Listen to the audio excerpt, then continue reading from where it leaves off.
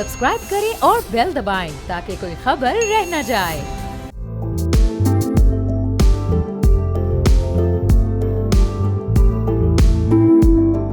अस्सलाम वालेकुम, मैं अरबाब जहांगीर। आप देख रहे हैं प्रोग्राम व्यापार। फिस्कल ईयर 2025-26 के पहले 10 माह में पाकिस्तान की मईशत को बढ़ते हुए तजारती दबाव का सामना रहा है। अब जुलाई से अप्रैल 2026 के दौरान ओवरऑल इंपोर्ट तकरीबन 57.2 अरब डॉलर रही, जबकि एक्सपोर्ट्स इसी अरसे में 25 अरब डॉलर से कुछ जायद रही हैं। इस तरह मुल्क का ट्रेड डेफिसिट तकरीबन 32 अरब डॉलर रिकॉर्ड किया गया है, जो गुज़िश्ता साल के मुकाबले में बहुत ही नुमाया इजाफा है। अप्रैल 2026 सिर्फ एक महीने के दौरान ही माहाना ट्रेड डेफिसिट 4 अरब डॉलर से ऊपर रहा और इस महीने इंपोर्ट तकरीबन 6.5 अरब डॉलर, जबकि एक्सपोर्ट सिर्फ 2.5 अरब डॉलर के आसपास रहीं। अब ये फ़र्क जाहिर करता है कि पाकिस्तान अब भी इंपोर्ट ड्रिवन इकोनॉमी के दबाव में, और इकोनॉमिक एक्सपर्ट्स के मुताबिक ये बढ़ता हुआ ट्रेड डेफिसिट रुपए पर दबाव भी बढ़ा सकता है और फिर फॉरेन एक्सचेंज रिजर्व्स को भी मुतासर कर सकता है। लेकिन बैरून मुल्क पाकिस्तानियों के रेमिटेंसेज ने इस दबाव को काफ़ी हद तक माजी में भी बैलेंस किया है। जुलाई से अप्रैल 2026 में रेमिटेंसेज 33.8 अरब डॉलर तक पहुँचने से करंट अकाउंट को खासा सहारा मिला।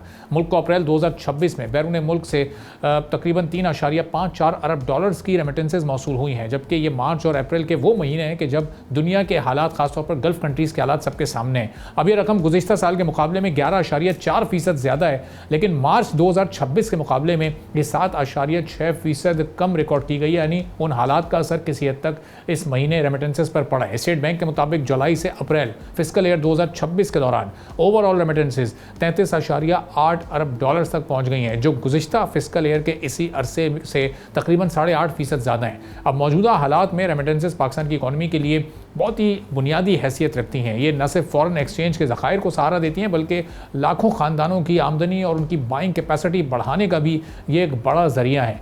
अप्रैल में सबसे ज़्यादा ये रेमिटेंसेज सऊदी अरब से आई हैं, जहाँ पाकिस्तानियों ने मुल्क में 842 मिलियन डॉलर भेजे हैं। फिर यूएई 735 मिलियन डॉलर के साथ दूसरे नंबर पर है। फिर तीसरा नंबर आता है इस फहरिस्त में यूरोप का, बरतानिया का, जहाँ से 564 मिलियन डॉलर मौसूल हुए हैं। अब मार्च में रमज़ान और ईद के बाईस रेमिटेंसेज में गैर मामूली इजाफा हुआ था, क्योंकि बैरून मुल्क पाकिस्तानी ईद से पहले ज़्यादा रकम भेजते हैं। ज़ाहिर एक फेस्टिविटी होती है। अप्रैल में ये ट्रेंड मामूल पर आ गया, जिससे माहाना कमी देखी गई है। इसके अलावा फिर सऊदी अरब और यूएई से आने वाली रकम में मार्च के मुकाबले में कमी ने भी ओवरऑल स्टैटिस्टिक्स पर एक नेगेटिव इम्पैक्ट डाला है। अब कुछ रिपोर्ट्स ऐसी हैं जिसके मुताबिक पाकिस्तान की तकरीबन 55% रेमिटेंसेज मशरिक़ वस्ता से आती हैं, और इसीलिए खित्ते में जोग्राफियाई कशीदगी के साथ तेल की कीमतों में उतार चढ़ाव के अलावा तामीराती सरगर्मियों में कमी और फिर रोज़गार के मौके में सुस्त रवि पाकिस्तान की रेमिटेंसेज पर बराह रास्त असर डालती है। अगर खलीजी मईशतें दबाव का शिकार होती हैं तो पाकिस्तानी मजदूरों की आमदनी और फिर जो उनकी नई भर्तियाँ उसमें भी कमी आ जाती है। अब एक ट्रेंड तहकीक में ये भी सामने आया है, जिसके मुताबिक सऊदीया समेत सारे गल्फ कंट्रीज़ में पाकिस्तानियों की जो बड़ी तादाद है वो लो स्किल्ड लेबर है, जबकि यूरोप और अमेरिका में जितने भी पाकिस्तानी मुकीम हैं उनमें ज़्यादातर वाइट कॉलर जॉब्स करते हैं। अब ऐसे में कंस्ट्रक्शन इंडस्ट्री अगर मुतासिर होती है तो इसका असर ज़ाहिर है गल्फ़ कंट्रीज़ में पाकिस्तानी मज़दूरों पर पड़ता है। तो अब इस सूरत हाल में कैसे मैनेज करना है गवर्नमेंट को, कैसे अपनी शिफ्ट करनी है, कैसे इस ट्रेड डेफिसिट को इसके चैलेंज को ओवरकम करना है, इस पर गुफ्तगू करेंगे। डॉक्टर फ़ारूक सलीम साहब माहिर माशियात हैं, हमारे साथ मौजूद हैं। डॉक्टर साहब, बहुत शुक्रिया प्रोग्राम के लिए, आपने वक्त निकाला। अब ये इस वक्त जो सूरत हाल है, अप्रैल में रेमिटेंसेज मामूल के मुताबिक हमें नज़र आ रही हैं। इस जंग के असरात क्या पाकिस्तान की रेमिटेंसेज को मुतासिर करेंगे, चूँकि ट्रेड डेफिसिट जितना है उसको बैलेंस करने का अब शायद वाहिद ये जरिया रेमिटेंसेज ही रह गई हैं?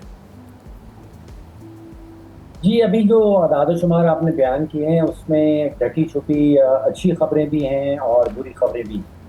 देखिए, एक अच्छी खबर तो उसमें नज़र ये आ रही है कि जो एक्सपेक्टेशन थी, जो प्रोजेक्शंस की जा रही थी कि फरवरी की 28 तारीख को जो जंग शुरू हुई है उसके नतीजे में हमारी जो रेमिटेंसेज हैं वो शायद गिरती हुई नज़र आएंगी। तो वो एक्सपेक्टेशंस या वो प्रोजेक्शन जो हैं वो गलत साबित हुई। तो इसमें एक्चुअली हमने देखा है कि ईयर ओवर ईयर जैसे आपने बताया कि उसमें इजाफा जो है वो सामने आया है। मेरा तखमीना ये है कि अभी तक जुलाई से अप्रैल तक जो हमने आदाद शुमार देखे हैं, हम रेमिटेंसेस के हवाले से 40 बिलियन डॉलर से क्रॉस कर देंगे। मेरा ख्याल है कि पाकिस्तान की तारीख में पहली दफ़ा हम एक नया ऑल टाइम हाई जिसको हम कहते हैं वो मेरे तखमीने में हमें नज़र आएगा 40 बिलियन से ज़्यादा। जो आपने आदाद शुमार बताए उसमें एक्सपोर्ट्स हैं, इंपोर्ट्स हैं, खसारा 32 का है और रेमिटेंसेस हैं 34 की। इसका मतलब कि $2 बिलियन का जो खसारा है वो हमने इजाफी कवर कर लिया रेमिटेंसेस की बुनियाद पे। बुरी खबर इसमें यह है कि हमारा तकरीबन सारा इन्हिसार जो है वो रेमिटेंसेस के ऊपर नजर आता है। होना ये चाहिए कि इन्हिसार जो है वो एक्सपोर्ट्स के ऊपर होना चाहिए। जो नज़र आ रहा है उसमें एक्सपोर्ट जो है वो तकरीबन 6% उनमें गिरावट आई है। खसारा बहुत तेज़ी से बढ़ा, पिछले साल के मुकाबले में उसमें 20% इजाफा हुआ। और फिर जैसे आपने कहा कि मैंने सिर्फ दो ममालिक जिसमें सऊदी अरब और यूनाइटेड अरब एमिरेट्स तकरीबन 45% रेमिटेंसेस सिर्फ उन दो ममालिक से हैं और वो गिरी नहीं है। ये उसमें पॉजिटिव चीज़ नज़र आ रही। और फिर जो बरतानिया, यूरोपियन यूनियन और अमेरिका, अगर उन तीनों ममालिक को जमा कर दिया जाए तो 37% उधर चला जाता है। इटली, स्पेन और जर्मनी से कुछ वहाँ पे इंक्रीज नज़र आई है रेमिटेंसेस के अंदर, लेकिन सऊदी अरब, यूनाइटेड अरब एमिरेट्स 45% वो और 37% बरतानिया, यूरोपियन यूनियन और अमेरिका। तो ये 5 या 6 ममालिक हैं जो जिनके ऊपर हमारा आप सोचिए कि कंसंट्रेशन है रेमिटेंसेस की। तो फारूक साहब, इसका मतलब जो ये जंग के बाद के जो असरात हैं, अभी तो ज़ाहिर है ये मुकम्मल नहीं ख़त्म हुई, अब क्या आगे मुज़ाकरात होते हैं वो तो वक्त ही बताएगा, तो इसके असरात गल्फ़ कंट्रीज़ पर उस तरह से नहीं नेगेटिवली पड़े जो तवक्को की जा रही थी? चूँकि लग ऐसा रहा था कि 1-2 महीने में शायद बहुत सारे पाकिस्तानियों की जॉब्स खुदा न खास्ता वहाँ से चली जाएँ, इकॉनमी वहाँ स्लो डाउन ना हो जाए, लेकिन रेमिटेंसेस के नंबर से ऐसा लग रहा है कि वहाँ हालात काफ़ी बेहतर हैं। जो आफ्टर शॉक्स पाकिस्तान ने महसूस किए वो अभी भी गल्फ़ कंट्रीज़ ने नहीं महसूस किए हैं।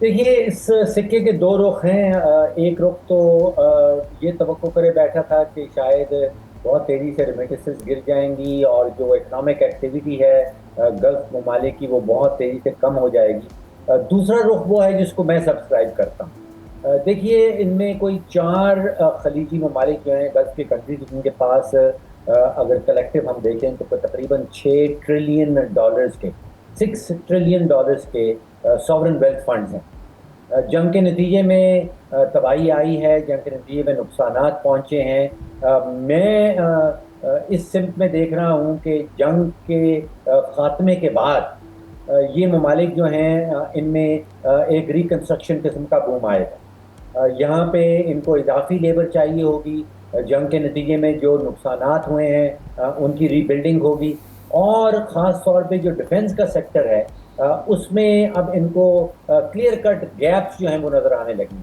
कि अमेरिका के बेसिस इन ममालिक में मौजूद थे और उसके बावजूद जो हैं वो ईरान के बैलिस्टिक मिसाइल्स और ड्रोन्स कुछ हद तक अपना नुकसान पहुंचाने में वो कामयाब हुए हैं। यूएई का जो इंटरसेप्शन रेट है वो मेरा ख्याल है कि तारीख का बहुत कंपैरेटिवली बड़ा हाई रेट है। वहाँ पे कहा जा रहा है कि 96% जो मिसाइल्स और ड्रोन्स ईरान की तरफ से आ रहे थे उनको कामयाबी से इंटरसेप्ट किया गया। तो एक रुख जो मैं आपके सामने रख रहा हूँ, जिसका मैं सब्सक्राइबर हूँ, वो ये है कि इन ममालिक में एक ग्रोथ पोटेंशियल नया आएगा, एक रीबिल्डिंग का बूम नया आएगा, और जो $6 ट्रिलियन के असासाजात इन ममालिक के पास मौजूद है। तो आप सोचिए कि ख्वाहिश है, इनकी ख्वाहिश होगी कि रीबिल्ड किया जाए, और उस ख्वाहिश को और उन ख्वाहिशात को पूरा करने के लिए पैसा इनके पास मौजूद है। तो मैं ये समझ रहा हूँ कि हमारी रेमिटेंसेस जो हैं वो नेगेटिव नहीं होंगी। मैं ये समझ रहा हूँ कि शायद वहाँ पे इवन इजाफी नौकरियाँ जो हैं वो सामने आए। और फारूक साहब, ये रीबिल्डिंग का प्रोसेस अगर हमें करना है, एक्चुअल तो हमें बिल्डिंग का प्रोसेस करना है पहले, ये रीबिल्ड तो ज़ाहिर है अगर गल्फ़ कंट्रीज़ वाली हमारी इकॉनमी होती तब ये सिचुएशन होती। तो ये जितना पाकिस्तान की इकॉनमी को हमने इसमें डिस्टर्ब होते देखा, ज़ाहिर है वो एक तरह से एक्सपोज हो गई कि वो सकत नहीं थी हमें किसी ऐसे शौक़ को बर्दाश्त करने की। अब ये रिकवर होने में कितना अरसा लेगी? ये अभी सूरत हाल यही रही कि $100 के करीब ऑयल रहा, ऊपर या नीचे थोड़ा बहुत, तो यही सूरत हाल कंटिन्यू होती रहेगी? आवाम इसी बोझ तले दबे रहेंगे या थोड़ा सा इसमें कहीं रिलीफ की तवक्को है, चूँकि अब आगे बजट भी आ रहा है? देखिए, पहली बात तो ये है कि पाकिस्तान की मईशत जो है वो तो जंग से पहले ही ट्रबल में थी। अब हुकूमत को एक बहाना मिल जाता है कि हम जंग के ऊपर जो है अपनी कमज़ोरियाँ जो है वो डाल दी जाएँ, लेकिन एक उम्मीद की किरण यहाँ पे भी नज़र आती है। देखिए, इंसानी तारीख में जंगें शुरू होती हैं, लेकिन कोई ऐसी जंग नहीं है जो इनडेफिनिट चलती रहे। तो ये जंग भी एक ना एक दिन तो ख़त्म होनी है। और इस जंग के ख़त्म होने के नतीजे में मैं समझ रहा हूँ कि जो एक पैकेज सामने आएगा उसमें ईरान के ऊपर से जो सैंक्शंस हैं वो लिफ्ट कर ली जाएंगी। और मुझे ये नज़र आ रहा है कि जिस दिन सैंक्शंस लिफ्ट होती हैं ईरान के ऊपर से, तो आप सोचिए कि तकरीबन 87 किलोमीटर का रास्ता है ग्वादर और ईरान का जो बॉर्डर है, और वहाँ पे पारस जो दुनिया की सबसे बड़ी साउथ पारस गैस की फील्ड है, तो बॉर्डर के उस पार तकरीबन 208 बिलियन डॉलर 208 बिलियन बैरल तेल का पड़ा है और कोई 34 ट्रिलियन क्यूबिक मीटर गैस की पड़ी। और इन दोनों की अशद ज़रूरत है पाकिस्तान को भी और आगे बढ़ते हुए भारत को भी और चीन को भी।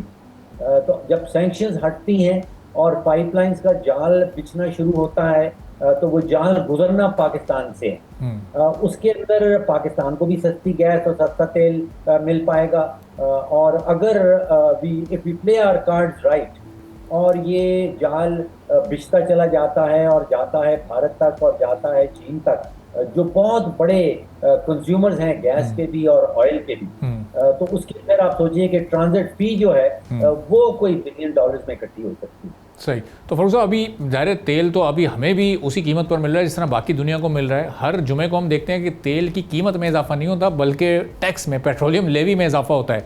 तो अब पेट्रोलियम लेवी का तो जंग से बराह रास्त कोई ताल्लुक नहीं है, तो इसका मतलब हुकूमत टैक्स बढ़ा रही है, कीमत तो नहीं बढ़ा रही, और वो एक कवर लिया जा रहा है जंग का। देखिए, लेवी 2002 में 10 रुपए फी लीटर होता, फिर वो बढ़ा के 20 कर दिया गया, अब वो हम पहुंच गए हैं 117 रुपए। तो इसकी वजह तो क्लियर कट मुझे नज़र आती है। 2002 में इतनी तेज़ी से जब लेवी बढ़ाया गया है तो उसकी जो क्लियर कट उसका एक कोरिलेशन, उसका एक डायरेक्ट कनेक्शन निकलता है हमारी जो कैपेसिटी पेमेंट से, और जो IPPs को हम कैपेसिटी पेमेंट देते हैं वो भी 2002 से एक्सप्लोड करना शुरू कर दी।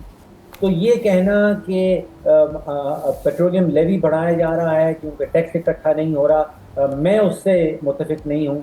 मेरे ख्याल में जो पेट्रोलियम लेवी इकट्ठा किया जा रहा है वो IPPs का जो एक्सप्लोजन है, जो कैपेसिटी पेमेंट का एक्सप्लोजन है, वो उसको अदा करने के लिए हमारा जो मुसलसल हम देख रहे हैं कि हमारा पेट्रोलियम लेवी जो है वो बढ़ाया जा रहा है। सही। और एक आखिरी सवाल फरूख साहब कि ये 117 तक तो पहुंच गया, ये मैक्सिमम फिगर है आपकी नज़र में, इससे ऊपर नहीं जाएगा या अभी इससे भी ऊपर ले जाया जा सकता है? चूँकि हर हफ्ते हम देखते हैं कि ये इसमें थोड़ा थोड़ा इजाफा किया जा रहा है। देखिए, एक ज़माने में इसके ऊपर कानूनी लिमिट थी, वो कानूनी लिमिट अब ख़त्म कर दी गई है। तो अगर आप कानूनी तौर पे पूछ रहे हैं तो इसका अपर एंड कोई नहीं। अच्छा। अगर 10 रुपए से, और IMF के साथ जो हमारी कमिटमेंट हुई है वो तो शायद 80 रुपये पर लीटर की है। जी, दोबारा बता दीजिए। IMF के साथ जो हमारी इस सिलसिले में कमिटमेंट है, जो हुकूमत कोर्ट भी करती है बार बार, वो 80 रुपये पर लीटर की है। देखिए, IMF से जो हमने जो कमिटमेंट किया था उससे ज़्यादा ये पहले 9-10 महीनों में इकट्ठा हो चुका है। अच्छा। मेरी खबर के मुताबिक कोई 1.4 ट्रिलियन रुपीस जो है वो पेट्रोलियम की मद में हमने पेट्रोलियम लेवी की मद में ऑलरेडी इकट्ठा कर लिया है। IMF के साथ जो मुआहदा किया जाता है उसमें 2 बड़ी शराइत होती हैं। एक तो जो हुकूमती अखराजात और हुकूमती आमदन है उसमें खसारा कितना है, और फिर एक जो दूसरी शर्त है उसमें यह है कि प्राइमरी सरप्लस, यानी कि सूद देने से पहले जो हुकूमती अखराजात और हुकूमती आमदन है उसमें हमने एक सरप्लस IMF को दिखाना है। देखिए, जब आलमी मंडी पे कीमत बढ़ती है तो उसका बोझ जो है वो तो मुल्क के अंदर ट्रांसफर होना ही होना है। हुकूमत की पॉलिसी देखने में आती है कि वो उसका बोझ जो है वो आवाम ने उठाना है या उसका कोई और तरीक़ाकार है जो बोझ किसी कॉर्पोरेट एंटिटी के ऊपर, जो बैलेंस शीट के ऊपर ट्रांसफर की जाती है। ठीक है, बहुत बहुत शुक्रिया डॉक्टर फ़ारूक सलीम साहब, माहिर माशियात। हमारी गुफ्तगू आपने सुनी। एक छोटा सा ब्रेक लेते हैं, ब्रेक के बाद वापस आएंगे, एक और आम मौजू पर बात करेंगे।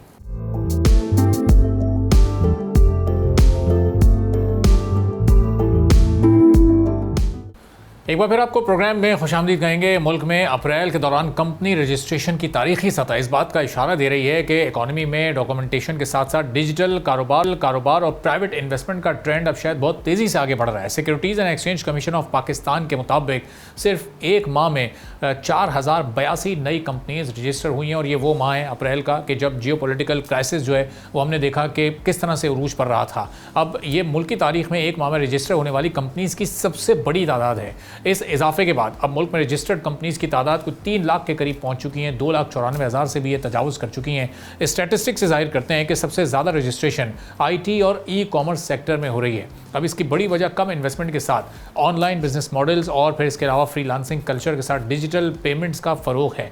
अब नौजवान कारोबारी अफराद अब गैर रस्मी कारोबार के बजाय कंपनी रजिस्ट्रेशन को प्रेफर कर रहे हैं ताकि बैंकिंग के साथ इन्वेस्टमेंट और फिर इंटरनेशनल पेमेंट्स तक रसाई भी हासिल की जा सके। कंपनीज के रजिस्ट्रेशन के हवाले से सूबाई सतह पर हमने ये देखा कि पंजाब इसमें सरफहरिस्त है, जहाँ 2000 से ज़ायद नई कंपनीज रजिस्टर हुई। फिर इसके बाद इस्लामाबाद है, सिंध है और KP में भी बड़ी तादाद में कंपनीज रजिस्टर हुई हैं। अब गिलगित बल्तिस्तान जैसी जगह पर भी हमने 276 कंपनीज के रजिस्ट्रेशन देखे और ये इस बात की निशानदेही करती है कि छोटे इलाकों में भी इस वक्त कारोबारी सरगर्मी बढ़ रही है। तो इकॉनमी के लिए एक पॉजिटिव इशारा ये भी है कि खित्ते में जंग और कशीदगी के बावजूद लोकल इन्वेस्टर और फॉरेन इन्वेस्टर्स की दिलचस्पी अब भी बरकरार है। अप्रैल में 22 ममालिक के इन्वेस्टर्स ने पाकिस्तान में कंपनीज रजिस्टर कराई हैं और इसमें चाइना के इन्वेस्टर खासतौर पर नुमाया हैं, जिन्होंने मुख्तलिफ कंपनीज में 95% शेयर होल्डिंग से इन्वेस्टमेंट्स की हैं, जिसका टोटल जो पेड कैपिटल है वो $193 मिलियन है। अब ये ट्रेंड मुस्तकबिल में मुश्तरका मनसूबों के साथ IT आउटसोर्सिंग और ई-कॉमर्स पार्टनरशिप्स में इजाफे का इम्कान भी जाहिर करता है। गुज़िश्ता तकरीबन 8 माह के दौरान अंदाज़न 25 से 27 हज़ार नई कंपनीज रजिस्टर हुई हैं और अगर ये ट्रेंड इसी रफ्तार से जारी रहा तो अगले 12 माह में ज़ाहिर है 40,000 का हिस्सा भी क्रॉस हो सकता है और इतनी बड़ी तादाद में नई कंपनीज़ के क़याम का इम्कान भी मौजूद है। अब इससे टैक्स नेट के साथ बैंक फाइनेंसिंग के अलावा एम्प्लॉयमेंट और एक्सपोर्ट सर्विसेज में कितना इजाफा हो सकता है, ये एक बड़ा सवाल है। लेकिन इस सारे सिनेरियो में चैलेंजेस ज़ाहिर है कि मौजूद हैं। सिर्फ रजिस्ट्रेशन ही काफ़ी नहीं है, बल्कि इन कंपनीज़ की सपोर्ट के साथ इनका प्रॉफिट में आना और फिर इन्वेस्टमेंट हासिल करना भी बहुत ज़रूरी है। और इसके लिए हालात कितने साजगार हैं या नहीं, इस पर हम बात करें। शाह साहब साबिक वज़ीर ख़जाना हमारे साथ मौजूद हैं। डॉक्टर साहब, बहुत शुक्रिया प्रोग्राम के लिए, आपने वक्त निकाला। अब सूरत हाल इस वक्त बड़ी चैलेंजिंग है पाकिस्तान की इकॉनमी के लिए, बड़े असरात इस जियोपॉलिटिकल सिचुएशन के हमारे मुल्क पर पड़ रहे हैं। लेकिन उसी में हम देख रहे हैं कि अप्रैल के महीने में 4000 से ज़ायद कंपनीज़ का SECP में रजिस्टर होना, इसमें लोकल इन्वेस्टर्स की भी कंपनीज़ हैं, फॉरेन इन्वेस्टर्स की भी हैं। तो अभी भी पाकिस्तान पर एतमाद बरकरार है दोनों तरह के इन्वेस्टर्स का? देखें, ये बड़ी खुशाइंद बात है कि रजिस्ट्रेशन कंपनीज रजिस्टर हो रही हैं और जैसे आपने अपने इंट्रोडक्शन में एंड में कहा कि इसको ट्रांसलेट करना है इनटू एक्चुअल इन्वेस्टमेंट। सो एक तो ये है कि अगर एक किस्म का टेक बूम पूरी दुनिया में चल रहा है और उधर अमेरिका, चाइना ज़बरदस्त किस्म की IT और ये जो आर्टिफिशियल इंटेलिजेंस की चीज़ें बन रही हैं, न्यूयॉर्क स्टॉक एक्सचेंज पे भी जंग के बावजूद वो ऊपर जा रहा है और वो उसका मेन रीज़न ये है कि टेक्नोलॉजी कंपनीज जो हैं वो बहुत फेवर में हैं। सो पाकिस्तान में भी उसका ट्रेंड एक है, क्योंकि हमारे पास टेक्नोलॉजी कंपनीज तो नहीं है लेकिन हमारे पास यंगस्टर्स बहुत हैं और माशाल्लाह से अगर वो यंगस्टर्स आर्टिफिशियल इंटेलिजेंस IT वगैरह में आने शुरू हो गए, फ्रीलांसिंग है, फिर इसके बाद आउटसोर्सिंग बिज़नेस खासा है, बिज़नेस प्रोसेसिंग ऑपरेशंस भी हो सकते हैं, तो अपॉर्चुनिटी तो डेफिनेटली है। देखना ये है कि ये कब ट्रांसलेट होगी एक्चुअल इन्वेस्टमेंट में और एक्चुअल ट्रांजैक्शंस में, एक्चुअल प्रॉफिट्स में, एम्प्लॉयमेंट जनरेशन में। ये सारी चीज़ें जो हैं ये बहुत इम्पोर्टेंट हैं और पाकिस्तान का अपना माहौल जो है इसको इनकरेज करने के लिए उसको भी बहुत करना पड़ेगा, रिफॉर्म्स हमें करनी पड़ेंगी, जिसमें रूल ऑफ लॉ बहुत इम्पोर्टेंट है, जिसमें ट्रांसपेरेंसी बहुत इम्पोर्टेंट है, जिसमें रेगुलेटरी इन्वायरमेंट को फेवरेबल करना, वो बहुत इम्पोर्टेंट है। सो बहुत सी चीज़ें हैं जो हुकूमत के ज़िम्मे बनती हैं कि वो एक एनवायरनमेंट ऐसी क्रिएट करें जिसमें ये जो कंपनीज रजिस्टर हो रही हैं ये एक्चुअली बिजनेस में आएँ और काम करना शुरू करें। तो अब सलमान साहब, ये इसमें ज़ाहिर है हमने देखा है कि माजी में भी काफ़ी चैलेंजेस रहे हैं। इस वक्त जो जियोपॉलिटिकल सिचुएशन है, वो जंग का सबसे ज़्यादा असर ऐसा लग रहा है कि पाकिस्तान पर हुआ। इन्फ्लेशन इस वक्त बढ़ रही है, मैन्युफैक्चरिंग की हमारी कॉस्ट बहुत बढ़ चुकी है। अब एक आध रोज़ में ही IMF का डेलीगेशन पहुँच रहा है, बजट की अब तैयारी शुरू हो चुकी है। तो अब ये इस वक्त फौरी तौर पर क्या इकदाम हुकूमत को उठाने की ज़रूरत है कि हमारा ये कॉरपोरेट सेक्टर भी इसी अंदाज़ में आगे बढ़ता रहे, डिजिटल रिफॉर्म्स भी होती रहें, टैक्स रिफॉर्म्स भी बेहतर अंदाज में चलती रहें? ये अब एक वक्त ऐसा आ गया है कि अब ज़रा आगे ग्रोथ की तरफ संजीदगी के साथ सोचा जाए। देखें, ये तो इस साल के बजट में पता लगेगा कि गवर्नमेंट संजीदा है कि नहीं है, और उसमें जो बहुत इम्पोर्टेंट चीज़ें हैं हमने देखना है कि क्या हुकूमत अपने अखराजात कम करेगी कि नहीं करेगी, क्या हुकूमत प्राइवेट सेक्टर को as the engine of growth बनाएगी या नहीं बनाएगी, और प्राइवेट सेक्टर इन्वेस्टमेंट को फ़रोग देगी या नहीं देगी। सो ये सारी चीज़ें जो हैं ये हमारे लिए बहुत इम्पोर्टेंट हैं, और इसमें एक तो इकॉनमी की डीरेगुलेशन, उसके इशारे आने चाहिए। दूसरा, हुकूमत की डाउन साइजिंग जो है वो होनी प्रैक्टिकल तौर पे होनी चाहिए। बहुत ज़्यादा हैवी लोड हो गया है हुकूमत का, बहुत ज़्यादा महकमे हैं, बहुत ज़्यादा डिपार्टमेंट्स हैं जो जिनका काम इन्वेस्टमेंट को ख़राब करना ही है। उनको फैसिलिटेट करने वाले तो बहुत कम हैं, इन्वेस्टमेंट को रोकने वाले बहुत ज़्यादा हैं। सो आई थिंक कि ये बजट में नज़र आएगा कि हम उस तरफ जा रहे हैं कि हुकूमत का जो दखल अंदाज़ी है इकॉनमी में उसको कम से कम किया जाए और वो एक किस्म की फैसिलिटेटर बने। इसके साथ साथ हमने ये भी देखना है कि इकॉनमी को हम किस हद तक डिसेंट्रलाइज करते हैं। जो NFC की इस वक्त बातचीत हो रही है उसका क्या अल्टीमेट नतीजा निकलेगा और क्या लोकल गवर्नमेंट्स तक पहुँचेंगी फाइनेंसिंग, क्या वहाँ पे हमारी डिस्ट्रिक्ट्स में डिस्ट्रिक्ट बैंक्स बनेंगे, डिस्ट्रिक्ट में डेवलपमेंट के काम लोकल लेवल पे होंगे या नहीं होंगे, एग्रीकल्चर को मॉडर्नाइज करेंगे या नहीं करेंगे, इंडस्ट्री को मॉडर्नाइज करेंगे या नहीं करेंगे, टेक्नोलॉजी की इंडक्शन कैसे होगी। So I am expecting, I hope कि इस बजट में टोटल फोकस जो हो वो इकोनॉमिक रिफॉर्म्स पे होना चाहिए और इकोनॉमी को मॉडर्नाइज करने पे होना चाहिए, तरीक़ेकार बेहतर करने पे होना चाहिए, ईज़ ऑफ डूइंग बिजनेस को बहुत प्रैक्टिकल तौर पे सामने आना चाहिए। तो ये चीज़ें होंगी तो आई थिंक कि पाकिस्तान का इस वक्त तो बहुत पोटेंशियल है, फॉरेनर्स भी पाकिस्तान में इन्वेस्ट कर सकते हैं। और देखें, ये गल्फ़ वॉर की वजह से पाकिस्तान की इम्पोर्टेंस, जोग्राफ़ी ऐसी है कि पाकिस्तान पूरे मिडल ईस्ट की जो पेट्रोकेमिकल इंडस्ट्री का एंड जो पॉइंट है वो पाकिस्तान में बन सकता है। पाकिस्तान का जो गल्फ़ है, पाकिस्तान का जो कोस्ट है, उस पे हमारे रिफाइनरीज और पेट्रोकेमिकल्स और फर्टिलाइज़र्स और ये सारी चीज़ें बन सकती हैं। और फिस्कल स्पेस सलमान साहब इसका इस वक्त मौजूद है इस मौके पर, चूँकि ज़ाहिर है हम टैक्स रेवेन्यू जब हमारा शॉर्टफॉल होता है तो भारी PDL के ज़रिए उसको पूरा करने की कोशिश की जाती है, जो टारगेट्स रखे जाते हैं वहाँ तक पहुँच नहीं पाते। तो ये इस बजट में ऐसा कोई आपको फिस्कल स्पेस नज़र आ रहा है कि जो कॉस्ट का इशू है हमारी इंडस्ट्री का, मैन्युफैक्चरिंग के शोबे का ख़ास तौर पर, उसको कम से कम रिजॉल्व किया जा सके? जी डेफिनेटली, यही तो देखने वाली चीज़ होगी कि हुकूमत अपने अखराजात कितने कम करती है। जो मैं पहले बात कर रहा था कि 50 डिवीजन्स हैं हुकूमत की फेडरल लेवल पे और उसके आगे बेशुमार अदारे बनाए हुए हैं, क्या उनको रैप अप करेंगे? क्या वहाँ से कोई पैसा बचाएंगे? क्या हम प्राइवेट सेक्टर की इन्वेस्टमेंट इंफ्रास्ट्रक्चर में और डेवलपमेंट में लाने में कामयाब होंगे या नहीं होंगे?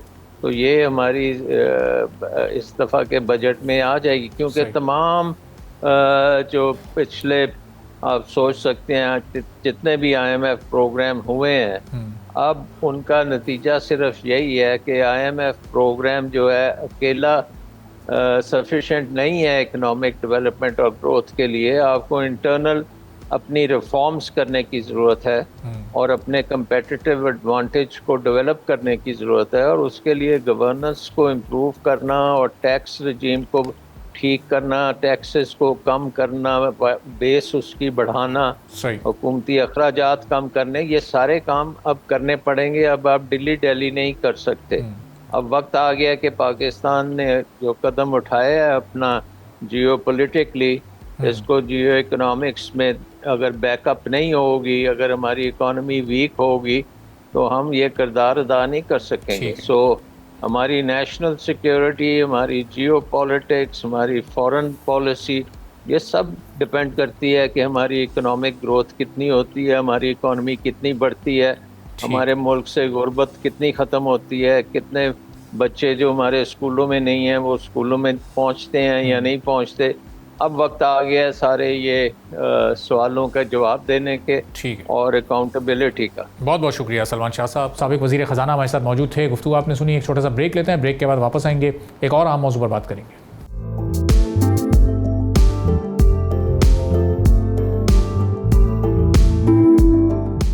एक बार फिर आपको प्रोग्राम में खुशामदीद कहेंगे। चाइना का बिजनेस डेलीगेशन इस वक्त पाकिस्तान में मौजूद है। हाल ही पाकिस्तानी और चाइनीज़ कंपनीज़ के दरमियान 52 B2B माहदे हुए हैं जिनमें बैटरी स्टोरेज के हवाले से 27 माहदे सामने हैं, जिसमें सबसे बड़ी डील $82 मिलियन की तय हुई है। इसके अलावा इलेक्ट्रिकल सेक्टर में भी हमने देखा कि तकरीबन 10 एग्रीमेंट्स हुए हैं, जिसमें एक बड़ा माहदा $60 मिलियन का भी तय हुआ है। साथ ही 15 माहदे होम अप्लाइंसेस के हवाले से भी सामने आए हैं, जिनमें जो सबसे बड़े माहदे की वैल्यू है वो भी ऑलमोस्ट $40 मिलियन है। तो अब लाहौर में ये डेलीगेशन मौजूद था जब ये सब पाकिस्तान और चाइना की B2B कॉन्फ्रेंस ने इंडस्ट्री और एनर्जी सेक्टर में नई इकनॉमिक एक्टिविटीज़ के इम्कानात रोशन किए। तो अब इस कॉन्फ्रेंस में 74 चीनी कंपनीज़ के 105 नुमाइंदे और 136 कंपनीज़ के ऑलमोस्ट 250 नुमाइंदे पाकिस्तान की जानिब से शरीक थे। अब इस दौरान ये 52 MOUs तो दस्तखत हुए हैं, जिसमें बैटरी स्टोरेज सबसे अहम सेक्टर रहा है। अब जो एक्सपर्ट्स हैं वो ये बताते हैं कि ये पेशरफ जाहिर करती है कि पाकिस्तान अब सिर्फ अप्लाइंसेस इंपोर्ट करने वाला मुल्क नहीं रहना चाहता, बल्कि मैन्युफैक्चरिंग और टेक्नोलॉजी पार्टनर बनने की भी कोशिश कर रहा है। दुनिया बहुत तेज़ी से इलेक्ट्रिक व्हीकल्स के साथ सोलर एनर्जी और बैटरी स्टोरेज की तरफ बढ़ रही है, और चाइना पहले लिथियम आयन बैटरी टेक्नोलॉजी में आलमी तौर पर सबसे बड़ा प्लेयर है, जबकि पाकिस्तान अपनी एनर्जी ज़रूरियात के साथ सोलर मार्केट और नौजवान अफरादी क़ुव्वत के बाइस इस सेक्टर में एक नई मार्केट के तौर पर सामने आ सकता है। अब इसी कॉन्टेक्स्ट में हुकूमत ने लिथियम आयन और सोडियम आयन बैटरी टेक्नोलॉजी में मुश्तरका मनसूबों पर जोर दिया है। पाकिस्तान में पहले ही बड़े पैमाने पर सोलर पैनल्स की इंस्टॉलेशन बढ़ रही है, लेकिन एनर्जी स्टोरेज करने के मुनासिब निज़ाम की कमी एक बड़ा मसला रही है। अब बैटरी स्टोरेज सिस्टम्स न सिर्फ लोड शेडिंग के असरात को कम कर सकते हैं, बल्कि इंडस्ट्रियल सेक्टर को महंगे डीजल जनरेटर से भी निजात दिला सकते हैं। एक्सपर्ट्स ये भी कहते हैं कि $240 मिलियन का साबका पाक चीन फोटोवोल्टिक और एनर्जी स्टोरेज मनसूबा इस शोबे का एंकर प्रोजेक्ट समझा जा रहा है, जबकि हालिया $82 मिलियन के माहदे निस्बतन तेज़ रफ्तार और प्रैक्टिकल नेचर के मनसूबे हैं, जो लोकल असेंबली के साथ बैटरी पैकिंग और फिर उसके साथ ही इन्वर्टर इंटीग्रेशन के अलावा तिजारती इस्तेमाल पर भी तवज्जो देंगे। हमने पिछले साल भी देखा था 2025 में भी पाकिस्तान और चाइना के दरमियान मिलियंस ऑफ डॉलर्स के MOU साइन हुए थे, लेकिन वो फिर ऑन ग्राउंड इन्वेस्टमेंट में किस हद तक कन्वर्ट हुए हैं, और ये जो माहदे हुए हैं ये पाकिस्तान के लिए इस वक्त कितने ज़रूरी हैं कि इनको लेकर फौरी आगे चला। अमीन साहब डिप्टी एग्जीक्यूटिव डायरेक्टर SDPI के हमारे साथ मौजूद हैं, उनसे इस पूरी सूरत हाल पर गुफ्तगू करते हैं। तो डॉक्टर साहब, हम देख रहे हैं कि इन्वेस्टमेंट इस वक्त पाकिस्तान में पिछले 1-2 साल में, बल्कि पिछले 2 डेकेड्स में बहुत ही लोअर साइड पर रही है। चाइना ही सबसे बड़ा इन्वेस्टर है। तो ये अब जो इस वक्त डेलीगेशन आया है, ये MOU साइन हुए हैं, ख़ास तौर पर इलेक्ट्रिक व्हीकल्स, और ये इस सेक्टर में बड़ी इन्वेस्टमेंट चाइना पाकिस्तान में करना चाहता है। कितनी खुशाइन बात है जो इस वक्त मौजूदा हालात चल रहे हैं दुनिया के। जी बहुत शुक्रिया जी। वैसे इसमें 3-4 बातें हैं जो बड़ी अहम हैं। सबसे पहले तो ये कि ये बिजनेस टू बिजनेस एंगेजमेंट है। G2G से आगे अब हम बढ़ रहे हैं। जो गवर्नमेंट टू गवर्नमेंट CPEC का मेजर पोर्शन रहा, अब हम उससे जो आगे जो बिजनेसेस हैं, जो ताजर हैं, वहाँ के जो इन्वेस्टर्स हैं, उनके साथ, तो एक तो मुझे लगता है ये बड़ी अहम बात है कि पाकिस्तान अब जो है वो B2B जो है बिजनेस टू बिजनेस जो एंगेजमेंट्स हैं चाइना के साथ वो बढ़ा रहा है। और जो दूसरा है कि अब हमारे सूबे जो हैं वो इसमें लीड ले रहे हैं। सूबे आगे आ रहे हैं, पंजाब हो गया, बाकी सूबे हो गए।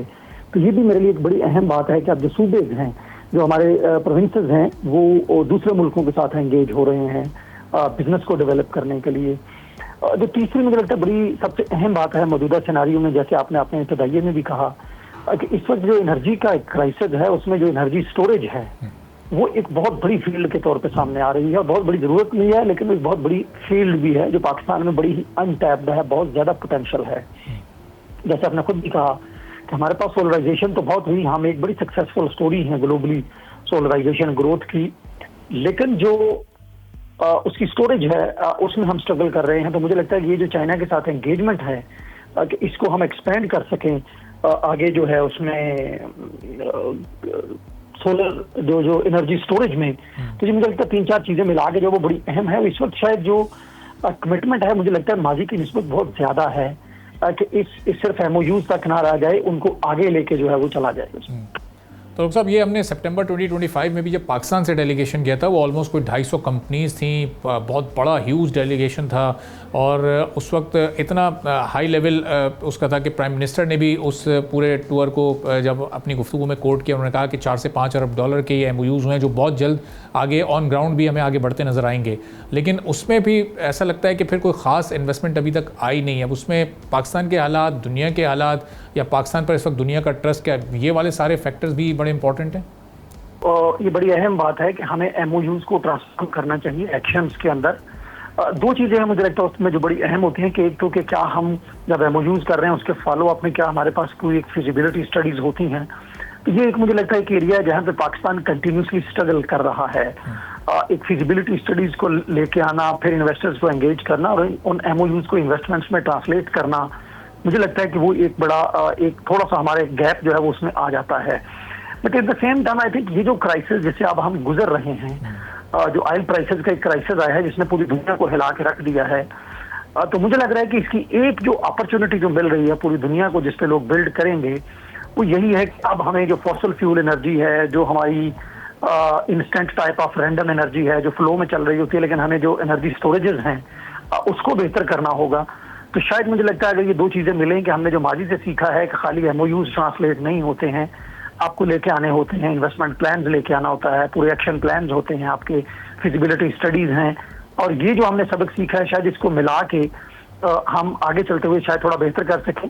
लेकिन ओवरऑल जो जरूरत रहेगी वो यही होगी कि हम कितना एक डूएबल फिजिबिलिटी स्टडी और एक्शन प्लान लेके आते हैं इन्वेस्टमेंट प्लान की। लेकिन डॉक्टर साहब, ये हमारी जो एनर्जी सेक्टर के लिए ख़ास तौर पर ये कितना फ़ायदेमंद हो सकता है? क्योंकि अगर बहुत सारे लोग इस तरह इस स्टोरेज पर रिलाई करते हुए ऑफ ग्रिड हो जाएंगे तो हमारा जो ऑन ग्रिड कंज्यूमर है वो तो पहले ही बड़ी मुश्किल में, चूँकि नेशनल लेवल पर तो हम नहीं इतना बड़ा चेंज ओवर करने जा रहे या इस तरह की कोई रिफॉर्म करने जा रहे, तो ये तो हमारे ऑन ग्रिड कंज्यूमर्स के लिए नई मुश्किल नहीं खड़ी होने जा रही?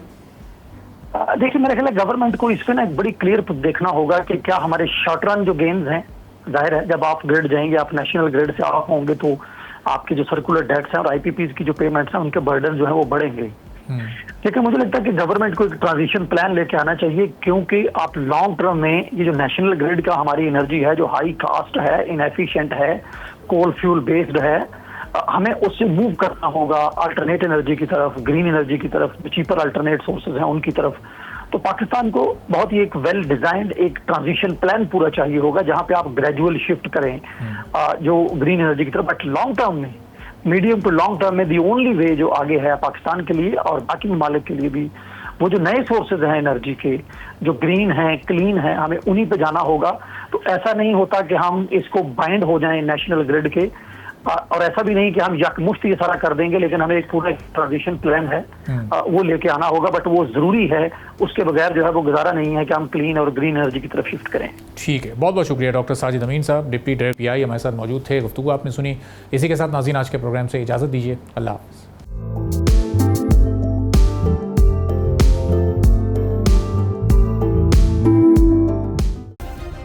सब्सक्राइब करें और बेल दबाएं ताकि कोई खबर रह न जाए।